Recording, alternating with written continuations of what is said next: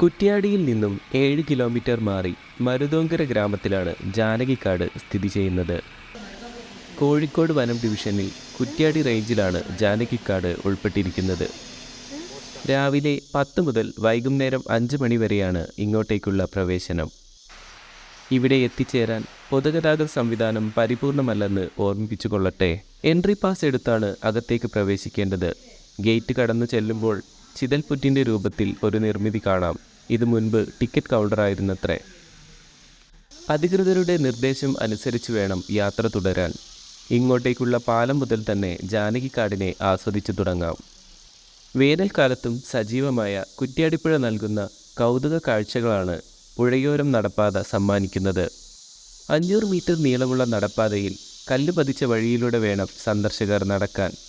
കുറച്ച് നടന്നു ചെല്ലുമ്പോൾ ഒരു വ്യൂ പോയിന്റ് കാണാം. പുഴയെ ആസ്വദിക്കുവാൻ സുരക്ഷിതമായ മറ്റൊരിടം ഇവിടെയില്ല.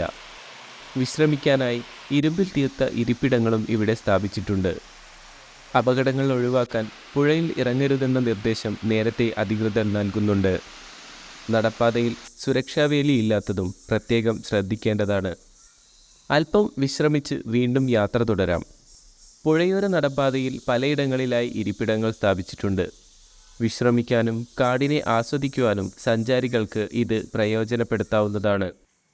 ഓരോ സഞ്ചാരിക്കും വ്യത്യസ്തമായ അനുഭവങ്ങളാണ് കാടിലൂടെയുള്ള യാത്ര എന്നത് പ്രത്യേകം പറയേണ്ടതില്ലല്ലോ. പുഴയോര നടപ്പാത അവസാനിക്കുന്നിടത്ത് നിന്നും കാടകം വനയാത്ര ആരംഭിക്കുന്നു. 800 മീറ്റർ നീളമുണ്ട് നടപ്പാതയ്ക്ക്.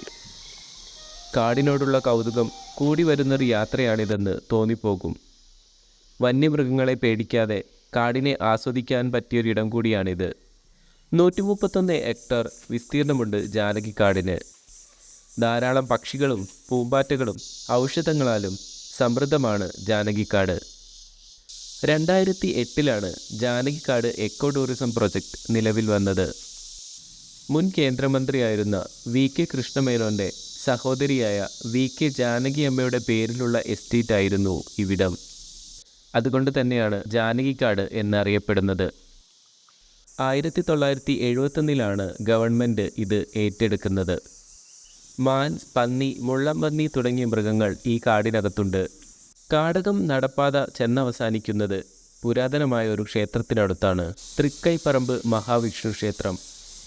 ഏകദേശം 600 വർഷത്തോളം പഴക്കമുണ്ട് ഈ ക്ഷേത്രത്തിന്.